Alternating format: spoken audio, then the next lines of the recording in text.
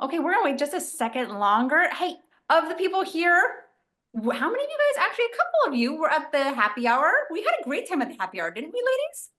I had a great time. It's awesome. It was a great time, great time. And the Schweikert rally, I don't know if any of you guys have been getting down to the Schweikert rally. It's been happening every week. This will be coming up on week 6, which is crazy. And it's only growing. You would think, oh, it's going to start dwindling off. We're learning, like, one of the key factors of protests is consistency, local collaboration and consistency. Those are the key factors in a good protest and rally. And I have a friend who is part of, I won't say which club it is because I don't want to give it away that he was um, not as welcomed as some people that were supposed to be there, but he was at an event, a very, very intimate event with Schweikert, and Schweikert said 3 times in his matter of 10 minutes talking how distracting and what a nuisance the protests are. So we love that, right? Like, that's Yeah. exactly what we want to, I think that's what they're going that's for. what we're going for. We want to be a thorn in his side and, obviously reminding people, especially up in that area, a big area that's somewhat good supporters of his. Well, I'm going to tell you, we get great responses lately. Lots and lots of honks, very few thumbs down. So the energy is really good. If you guys haven't made it up there, please make a point to get up there. We're up there from 10 o'clock till about 11:15. And then at 11:15, it's like 2 blocks away to get us over to Tesla. And we walk down to Tesla, and it's a good time, guys. And I skipped the gym that day because I'm often in charge of the megaphone. And I'll tell you that really works out your diaphragm when you're in charge of the megaphone. You really get to work those stomach muscles hollering for long periods of time. But so this meeting is very unique to what we typically are going to be doing. The other meetings are the second and fourth Thursday of every month. And we were just looking at the lineup of the speakers we have, and more and more I thought, I feel like we need to have something that, again, takes us back to getting the chance to talk with Dr. Serlin and our mental health and acknowledge a spot that so many of us are in, which is this, as we called it, the Great Divide. How we talk to people and our friends, family, coworkers, the relationships that are being challenged because of what's happening in politics. I would say it's probably one of the most divisive times in American history. I would say that's fair to say. And so that this is, again, a very unique meeting with Dr. Serlin, whom we love. And I imagine most of you on here have already listened to the first and second Zooms, and we featured Dr. Serlin on that very first one as well. And I also invited on my good friend Rebecca Ryerson. Hey guys, I've been on the other calls. I just am usually quieter.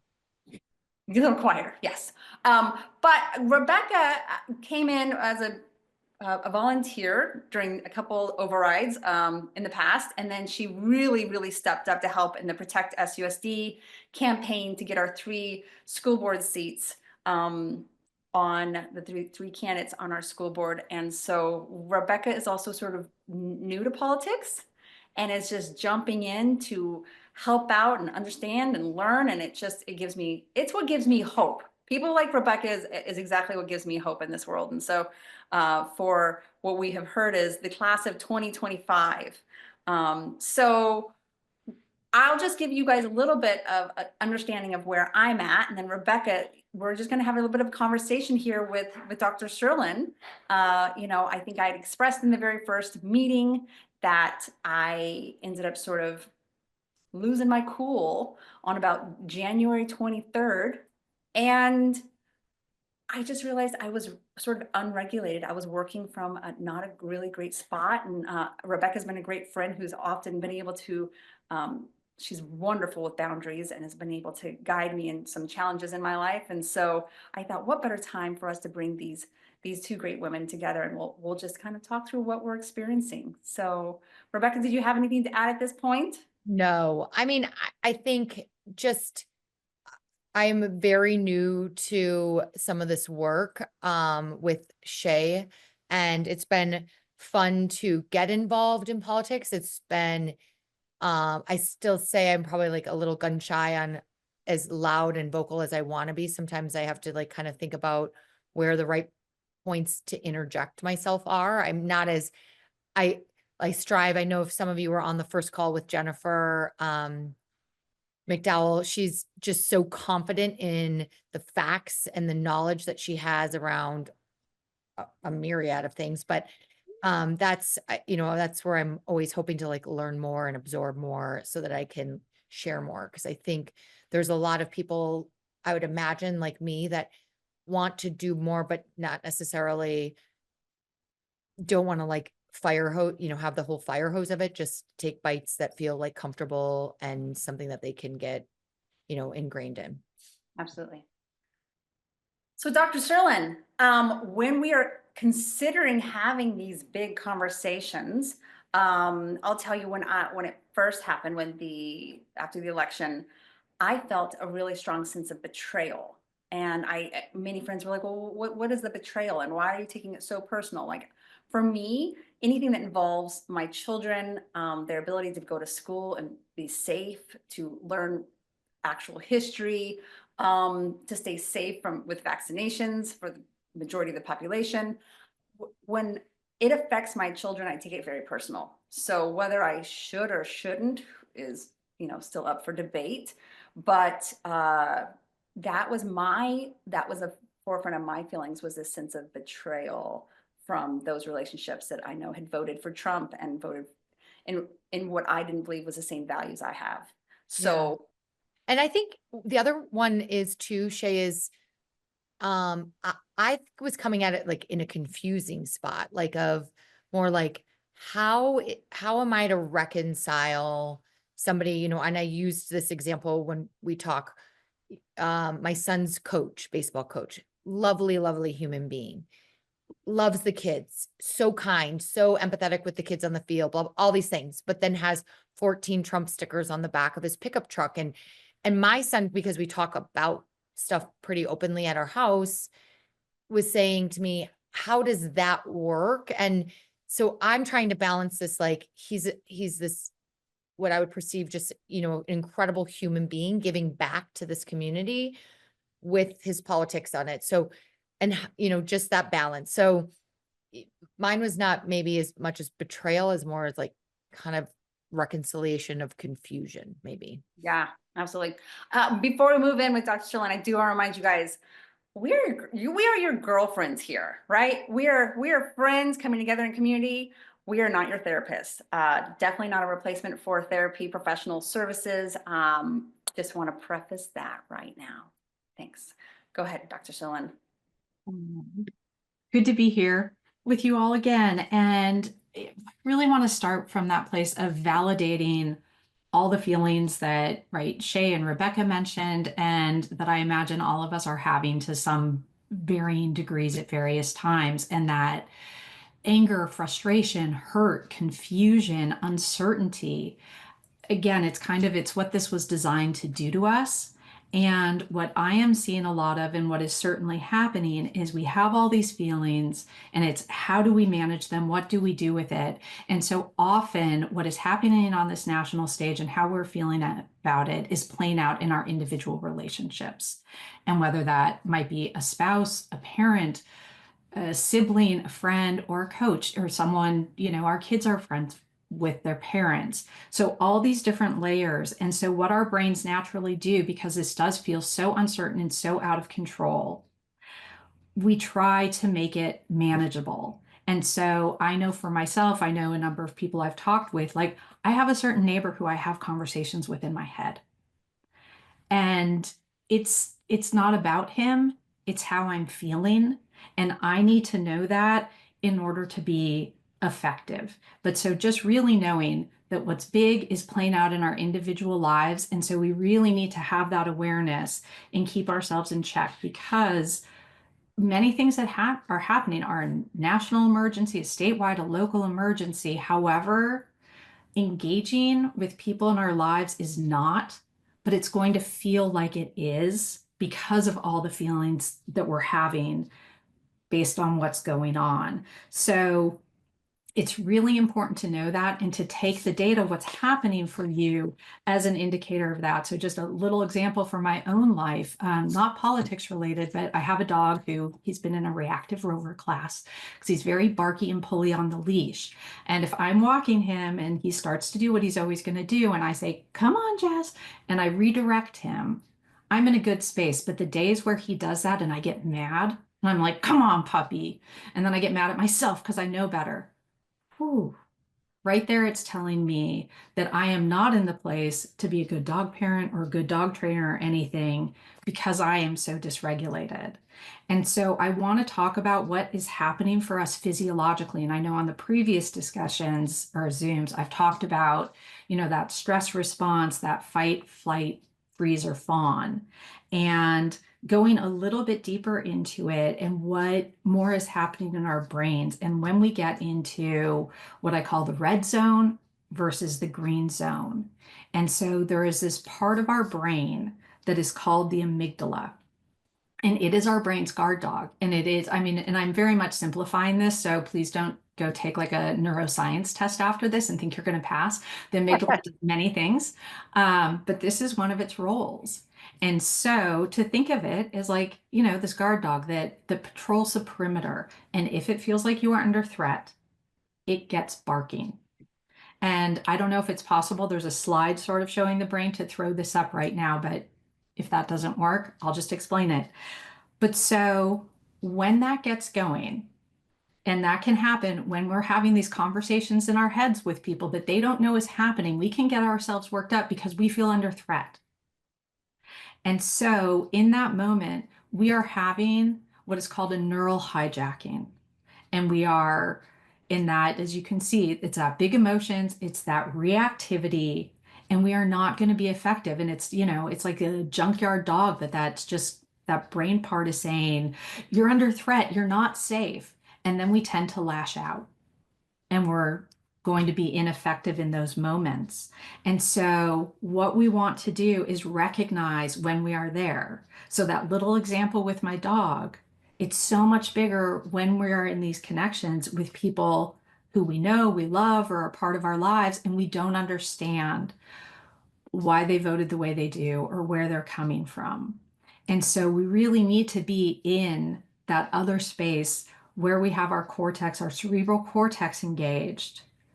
So would you say January 23rd I was definitely not in the green zone, blue zone. I was definitely in that lower brain, engaged in the amygdala. Would you say that's got it? 100%. And I guess, Shay, from your experience, did it feel like you were having a neural hijacking? I mean, it does. It's this flood that comes over our body and you feel unsafe or threatened and our bodies go into that reactivity mode.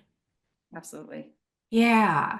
And so knowing, okay, this is natural, and also knowing this is a reflection because I care about this and this is important to me, but I'm not going to be effective when I'm in that place. And really, I want to get into this green zone where I am regulated. I can think rationally. I can integrate my emotional brain with what I know and data so that I can engage in that calm and rational way. And it's just incredibly important. And another thing to know about the amygdala is, and just sort of that anger response, is it's a lot easier to be angry than it is to be sad.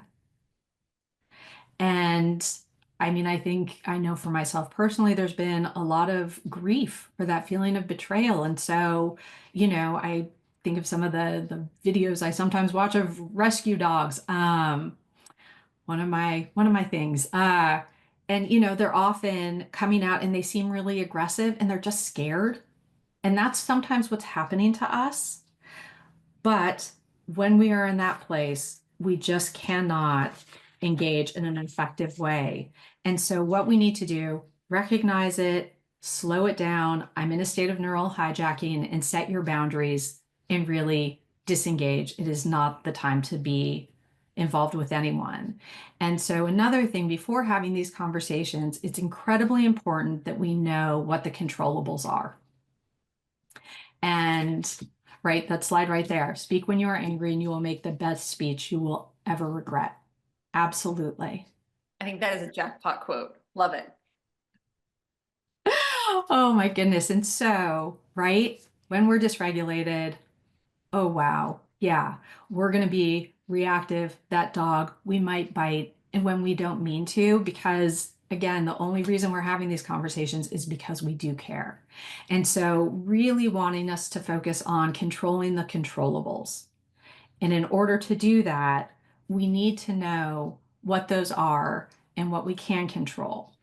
And so there are three different levels to this and sort of concentric circles. So one is this level of concern. The next level is a circle of influence. And within that is the circle of what you can control. And so what's so important is to know where things are at. And right, we're really concerned. That's why we're all here. That's why we want to have these conversations, or we've tried to have the conversations. But that circle of influence is limited. And it's knowing that the outcome is out of control. I can share what I think, I can listen to others. But ultimately, if we go to what is within our control, the only thing is how we manage ourselves and how we show up. And it's so important. I mean, in our language, all the time, people will say, oh my gosh, that person made me so angry. Or even again, oh, what Musk does is so enraging. I feel so, or not, I feel so mad. That's what you want to say. What's Trump's doing is makes me so mad, makes me feel so helpless. And what we really need to do is slow that down. And that's my feeling. No one has the power to make me do anything. And for those of you who know Shay on this call, like Shay, does anyone have the power to make you do anything? No, no, no, they do not. But I do love this slide so much. And when you had brought this up, this is where I go when it comes to politics, because I always go back to what do I have dominion over? And I don't like when people are spending so much time and energy obsessing over things that we don't have dominion over, because that is just such wasted energy. So this circle of control, when it comes down to it, it's local, it's us, it's our own responses. In the world of politics, circle of control is literally, we have the most control locally. So that's that smaller circle, but what an influence we can make on that. So I think this idea of understanding what you actually have dominion over and what you don't, and what you're wasting, vital, necessary energy in your life, trying to change, it really hits home for me, because it's how I work and how I do things. So go ahead. Yeah. Oh, it's just, I love hearing that. And it's so fundamental, because when we don't recognize the difference, we will burn ourselves out.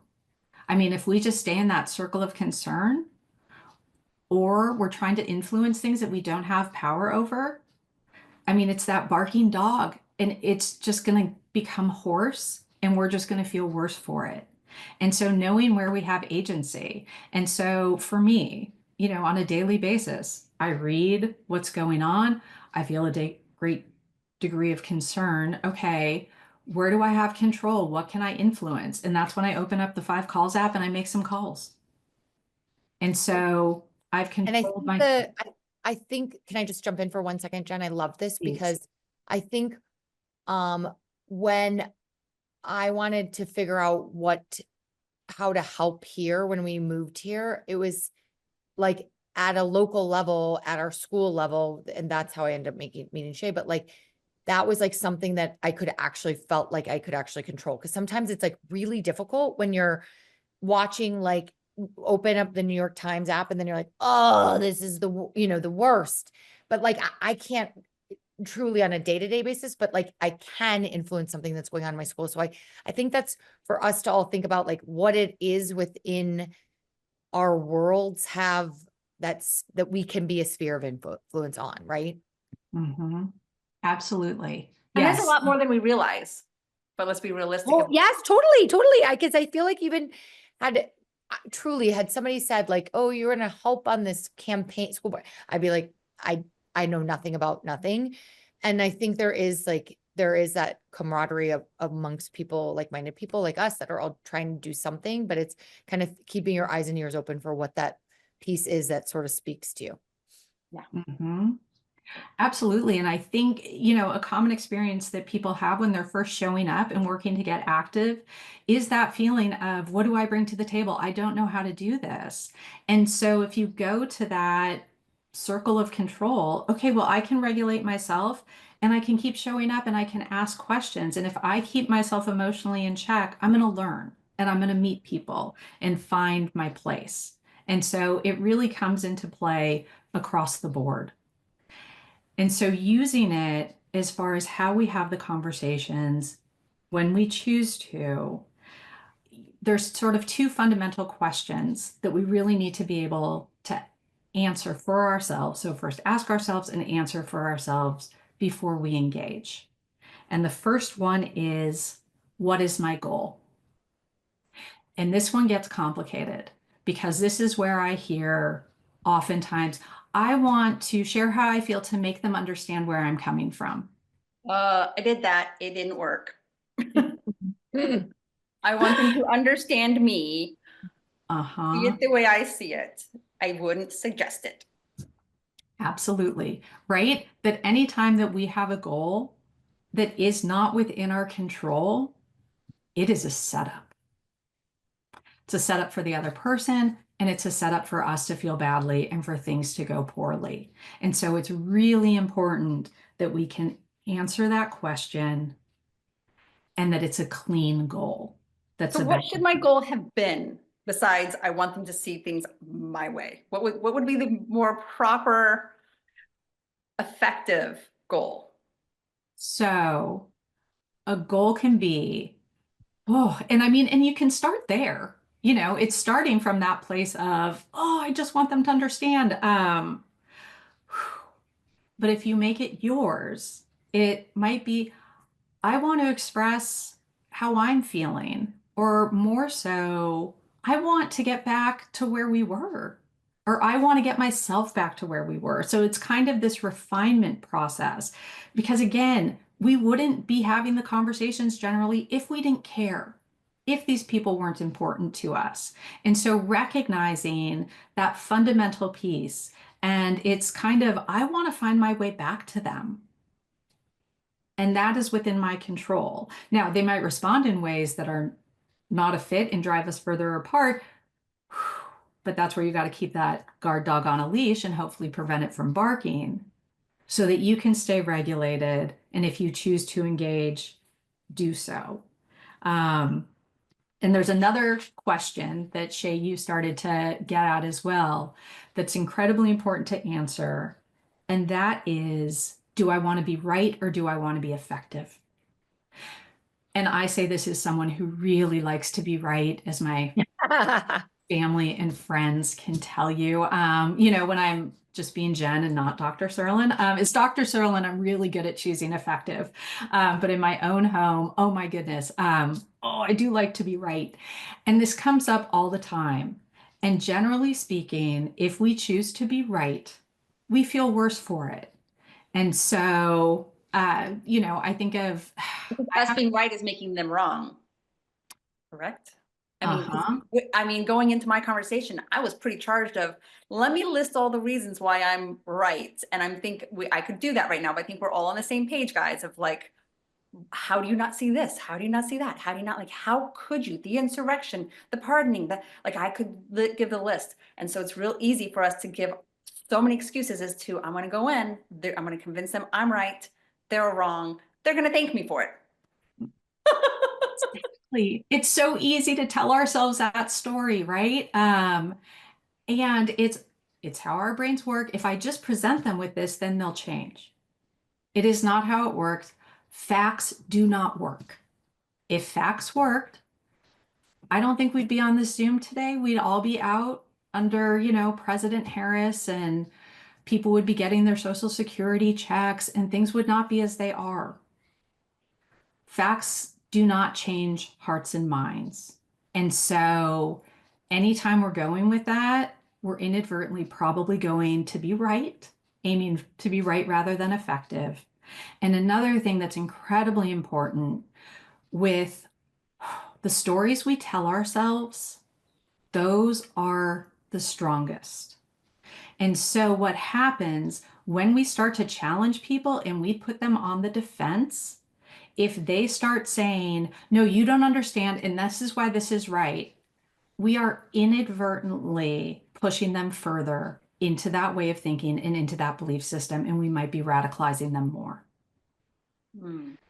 So Dr. Serlin, if I can ask a quick question, what do you do then? So you want to have these conversations. These people are important to you. You want to try and find some common ground, but then you start to think about what you want to say, and you want to take all of your advice.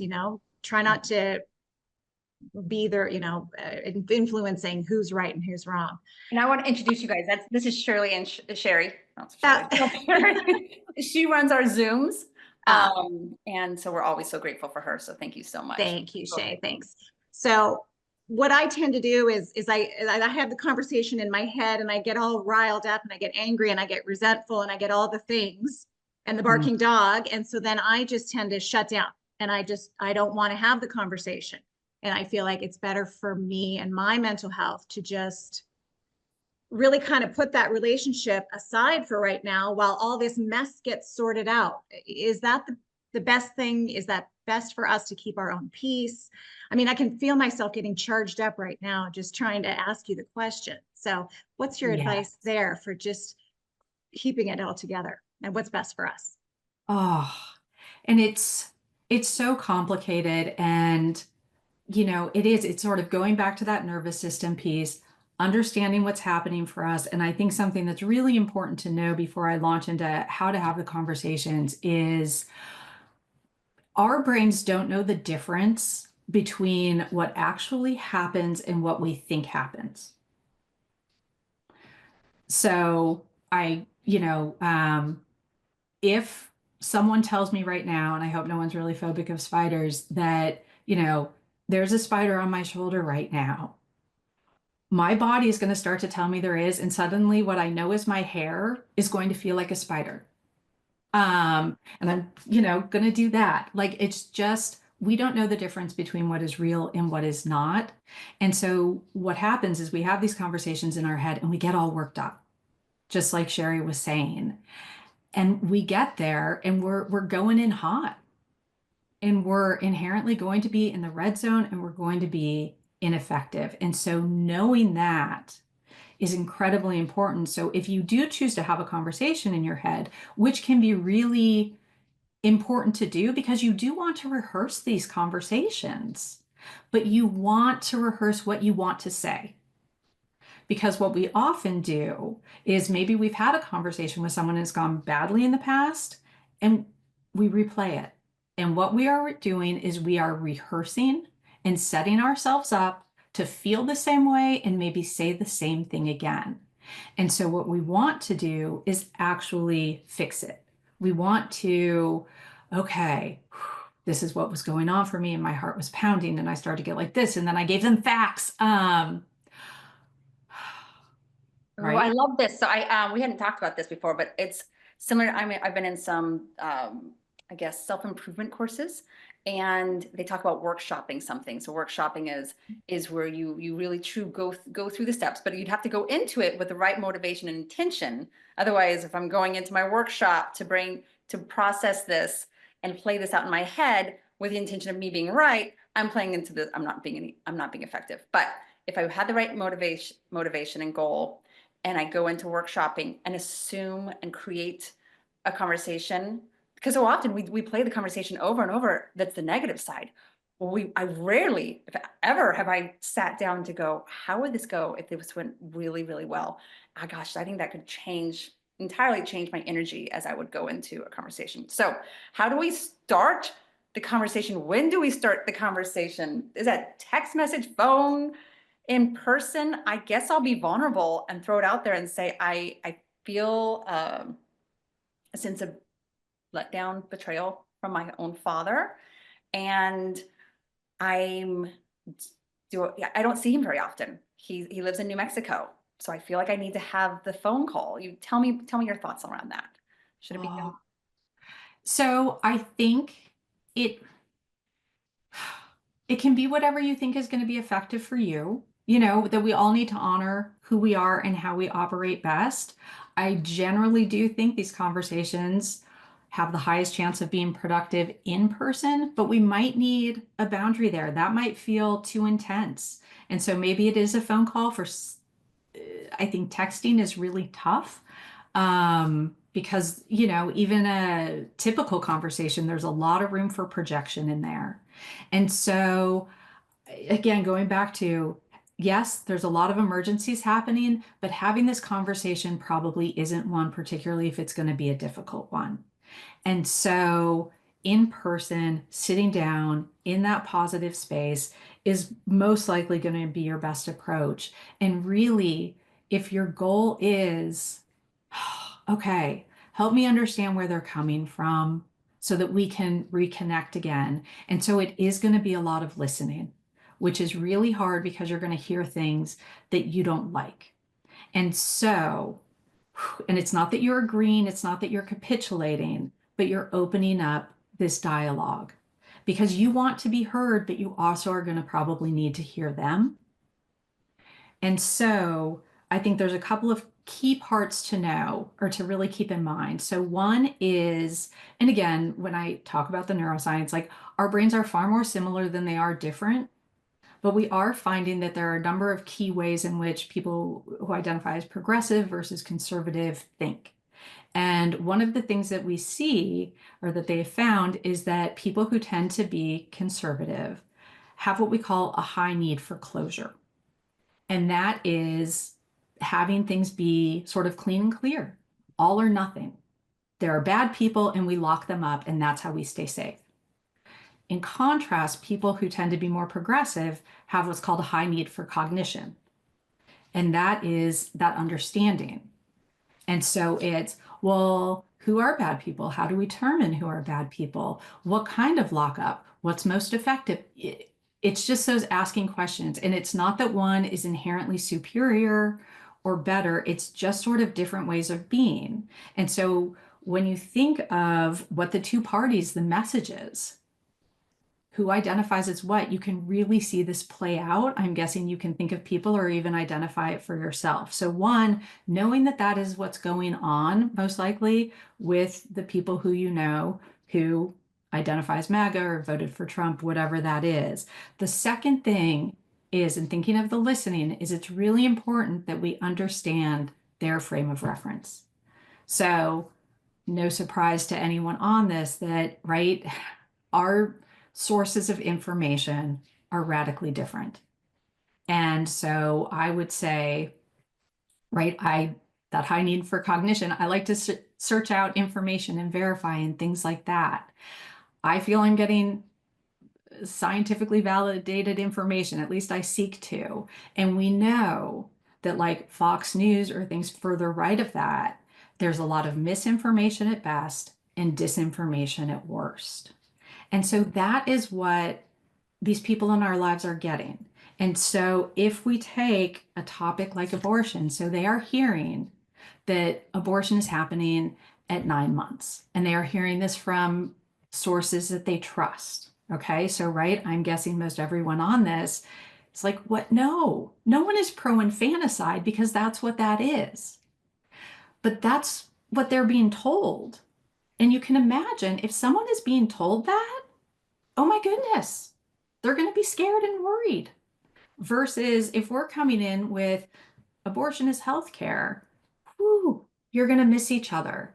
And so it's that slowing it down, recognizing that that's what they've been hearing, and also recognizing that this is what they've heard about you, is that when you're talking about bodily autonomy, they might be thinking you're saying, I'm pro infanticide.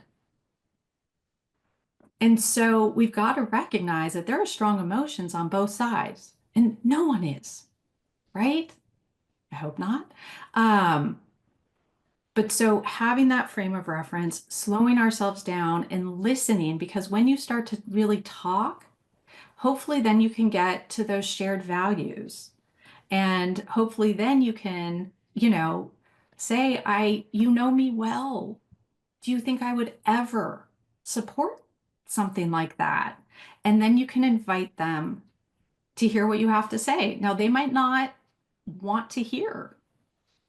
I have to share that think- I recently was talking with a friend who is getting their news from not the best sources, and she truly believes that a large percentage of children at the age of 10 prior to puberty are getting hormone therapy, like a large percentage. And so that was a huge fear of like that's not right to do to children. And I can't speak to everybody's different situation, but I think we can agree that if it was 10% of children at the age of 10 were getting hormone therapy to change their gender, we would say that seems like that's not good for all children. And so that was somewhere that we were able to agree on.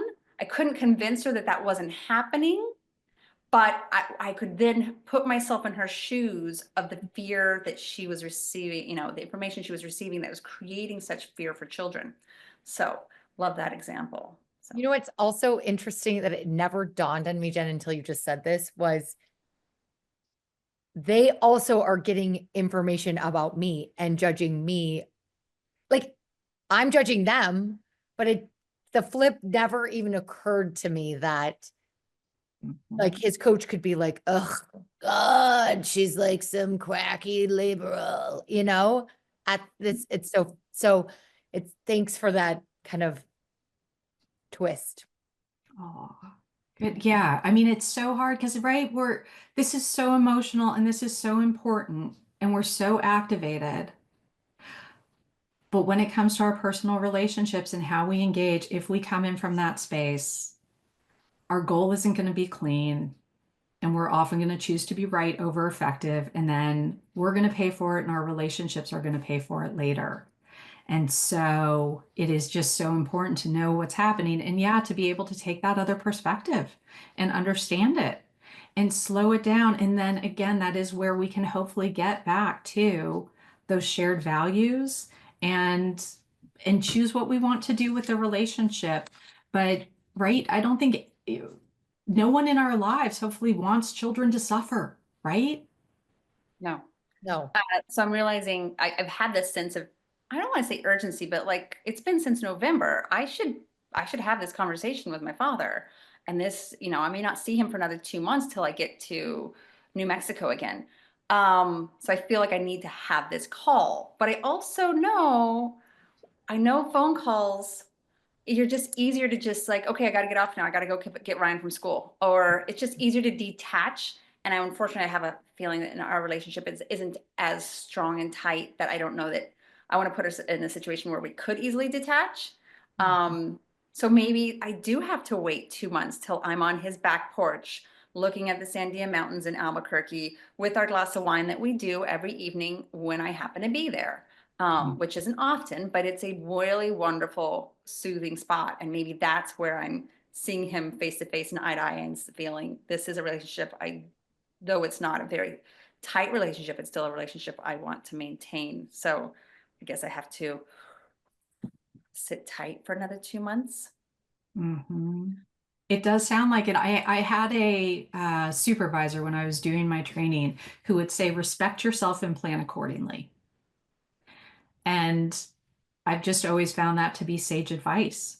And so to know who we are, when we're most effective, when we are most likely to be in that green zone, and using our higher order thinking and being able to really be clear and be able to engage and to remember, I'm having this conversation because I do care for this person, or right, it's so easy in the moment when we get so upset and hurt and all the feelings that we talked about to feel like, forget it, I'm cutting ties. But when you slow it down, it's do I want my children to have a relationship with their grandparents? This friend has been a friend since college. How does really cutting them out, does that actually serve me? Is that a choice I'm making?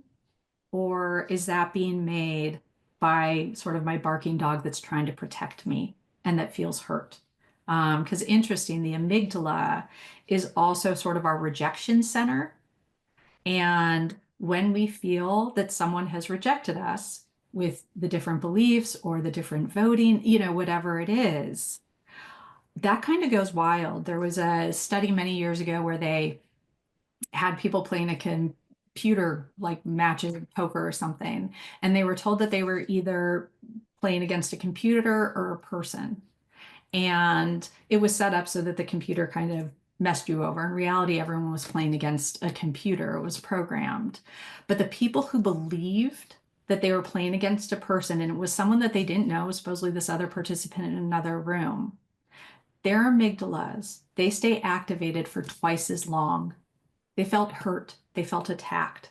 And so that guard dog was there to protect them.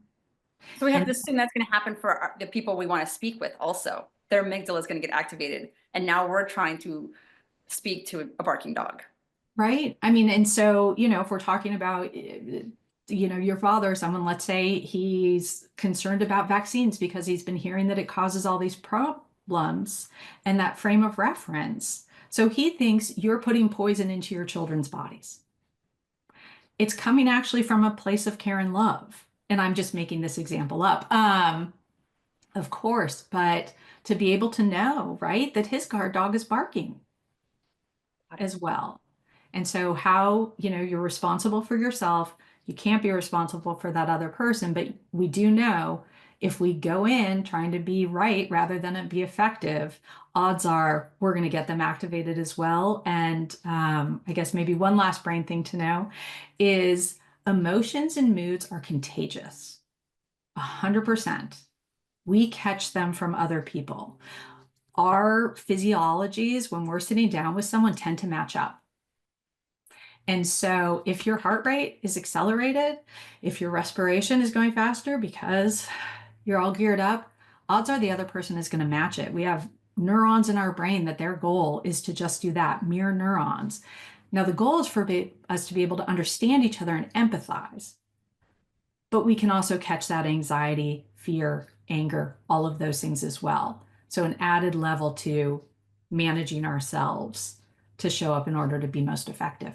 Interesting. Dr. Serlin, are you comfortable if we take a few questions? If anybody wants to put some questions in the chat. Absolutely. Sherry, I know that you have maybe had one more question. And Tova, do you mind throwing your question in the chat? And we'll take some of those real quick. Yeah. So one thing I've been a bit concerned about, Dr. Serlin, is groups that I'm a part of, or maybe groups that I want to join, not knowing, not a political group, but let's say even get more involved in the PTO at school, let's say, I'm hesitant to get involved in new networking groups of any kind because I don't know where they lie politically, and I'm afraid of investing time only to figure out we don't really see eye to eye. Like I just kind of want to go where I know I'm going to find my people, like this group, And it and depends so on, do you live in North Scottsdale or South Scottsdale? exactly, I'm northern, so they think a little differently most of the time up here. So yeah, so what's your advice on that? I mean, because I don't want to just hold up in my home. I want to be out and involved in meeting new people, but I'm hesitant now. Mm-hmm. Yes. And it's so hard because again, we care. But I do think there's an element of, to an extent, Timothy Schneider's, the expert on authoritarianism, and it's do not obey in advance. And if we are taking ourselves out prior to anything happening, we are taking ourselves out of the equation and we're denying ourselves an opportunity, but also that opportunity to connect with people and maybe change hearts and minds. I mean, we can't make any difference if we don't show up. That said, we absolutely need to protect ourselves. So if it feels too vulnerable, too hard, honor yourself. But I do think something like, with the example Sherry gave, something like the PTO, okay, what's my goal? The goal there is not to be an activist. My goal is to be involved in my children's school and to meet other parents. Okay. And if that's the goal and you can kind of go in clean and regulate yourself and honor who you are, it's going to make it easier and you're going to feel better for it. Because if it's going in and it's kind of well, what are they thinking? What's going on? It's a little bit the make me mentality, and we give up our agency right there. And so understandable, because it feels so scary and vulnerable. But that knowing, okay, the scary and vulnerable is happening bigger. It's not necessarily happening in those one-to-one relationships right now, but we don't get a chance to make the difference or to give ourselves new data unless we engage. Could I also add that the more people we know, the greater our circle of influence. One of the reasons why I love Rebecca, Rebecca is very well loved. She's just got this amazing personality that people love. And therefore, when she thought, well, I don't know how to help in politics, then I realized everybody I know knows her and Billy. Like everybody knows Rebecca Ryerson. And so she didn't realize how influential she is in that way, actually. So her being able to reach out to her people and be involved in, get them involved in the school board race and such. It was of great influence. So Yeah, I think it's also, to Sherry's point, is like, it is kind of tricky to navigate those groups of people where you're like, is there going to be someone, is this going to be my people? But like, I think we have to go there, because otherwise, where are we going to find like-minded people, right? Yes, there are going to probably be a shit ton that we are also not going to be, into or aligned with, but like, otherwise we might not find like some, I guess, we wouldn't have found each other, Rebecca. like a We lack of wouldn't a have found better, each other. these diamonds in the rough, right? Yeah, Like, for sure. for lack of there's probably a better term for it, but just trying to find those people. I don't, Rebecca, I guess we have to put ourselves out there, which is like really uncomfortable sometimes. Mm-hmm. Rebecca, would you say that sorry, Jen, would you say that you make it pretty known what your political views are, or do you hold back? No, so I don't. And I think probably maybe that's where it's a little bit easier for me. I truly believe that people are making, I'm trying to focus on this, whether or not it's true. I'm trying to focus on people are making the best decisions with the information and the toolbox that they have. So like, I did a lot of therapy about some parenting things that I think my parents could have done wrong, but we won't get into that here. But one of my things my therapist said at the time was like, your mom at the time only had this limited amount of information, and she did do you believe in your heart that she did the best thing that she could with the information that she was given? And I was like, I do. And so she goes, if you believe that, then two things can hold true at once. She made the right decision with the tools that the best decision she could make at the time with the tools and the information that she had. And it still wasn't what I believe was the right decision. So like, that's kind of how I hope I try to like focus. I mean, I don't know. There's like I said to you guys the other day, there's no like handbook on this, but like, that's what I try to focus on, is like, I'm hoping that they're making the decisions. And when we can have those one-on-ones, like Shay's trying to do, wants to do with her father, is maybe try to share some of the facts that you maybe know, that maybe the information that you maybe know that they don't know, not to try to persuade them, more just like, I'd like you to understand the information that I had in my toolbox, and this is why I made the decision I made. I don't know. That's one person's. Absolutely. Right. It's the what brings us peace. And I see a comment in the chat about, someone being detached from someone who clearly is a very close relationship in their life. And every time they've spoken since the election, there's blaming Biden for everything. And it does sound like anything and everything. And, it is, I mean, and everyone's situation is different, and I can only speak to like what the science tells us, and what I know from, my experience and my work. But it is that, okay, if I continue to choose to engage in this relationship, we're pretty consistent and we're pretty predictable. And knowing that that's going to come, how do I keep myself in check? How do I set my own boundaries? And that's how I honor myself. And it might be, I know you feel this way. You've said that to me a number of times. And I don't want to choose to have this conversation any longer because it's not productive. And it hurts me. I feel like it hurts our relationship. It's all coming from, this is how I feel. My goal is to have our relationship, and having this boundary in that place is what I need in order for it to continue. But knowing we always have a choice. You had sent me a great meme graphic of like, we don't have to RCP yes to every argument we're invited to. Mhm. Yeah. Oh, that's it. We don't have to RCP yes every single time. Well, I think we're going to wrap it up because we're right about at that time. For next week, we also have one of my favorite people, Beth Lewis. She's the executive director of Save Our Schools Arizona. What they have been doing and what they have at a legislative level has been amazing through the years. And they are like in the war against education. I will tell you, they SOS, Save Our Schools, and Beth Lewis, like they are on the battlefront, like they are on the front lines. So I'm excited to hear from Beth Lewis about what the impending cuts to the Department of Education are going to do to our schools, and what we can do to prevent that if there's any way to do that. Also, again, a form of activism is supporting this group. Everybody on here, please make sure you're going on our social media pages and sharing the newsletters. Obviously, we have had a lot of focus on mental health over the last 3 Zooms. I think it's because we all know we had to get into that right state of mind. We cannot be productive in the red zone. So now we're really going to be jumping into it, and being a part of this is so important, and sticking with local stuff and just really helping us all to find our voice and where we can show up and be active and make a huge impact locally. So thank you all so much. You guys have a great day, and you'll be getting this recording pretty soon here.